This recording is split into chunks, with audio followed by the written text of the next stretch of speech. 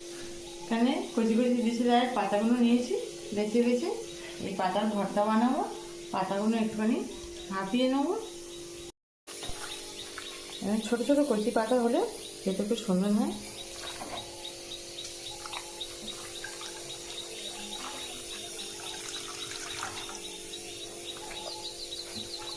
পাতাগুলো এইভাবে সিদ্ধ করে নেবো। দিশি লাউয়ের পাতা সিদ্ধর পরে ঠান্ডা হয়ে গেলে ওরকম চিপে চিপে জল বের করে নেবো। জল বের করে নিয়েছি, এবার ছিলে হোক মিক্সিতে বেটে নেবো। রসুন কোয়া ভেজে নিয়েছি, গোটা জিরে একটু কালা জিরে একসাথে বেটে নেবো।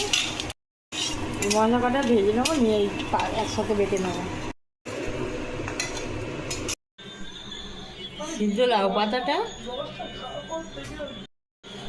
আর জিরে কালা জিরে সব একসাথে বেটে নেবো।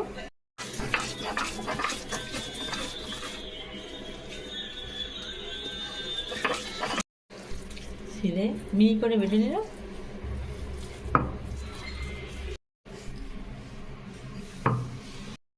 যে তেলে রসুন ভেজে নিয়েছিলাম, কালা জিরে গোটা জিরে তুলে নিয়ে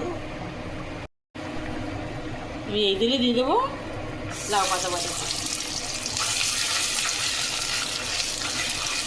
একটু লবণ দিয়ে দেবো। লাউ পাতা ভর্তা যেমন ঝাল খাবে তেমন দেবে, বা মিঠে মিঠে খেতে চাইলে একটু মিষ্টিটা বেশি দিয়ে মিঠে মিঠে খেতে পারো, ভালো লাগে। লাউ পাতার ভর্তা রেডি হয়ে গেছে। গরম ভাতের সঙ্গে যা সুন্দর লাগে।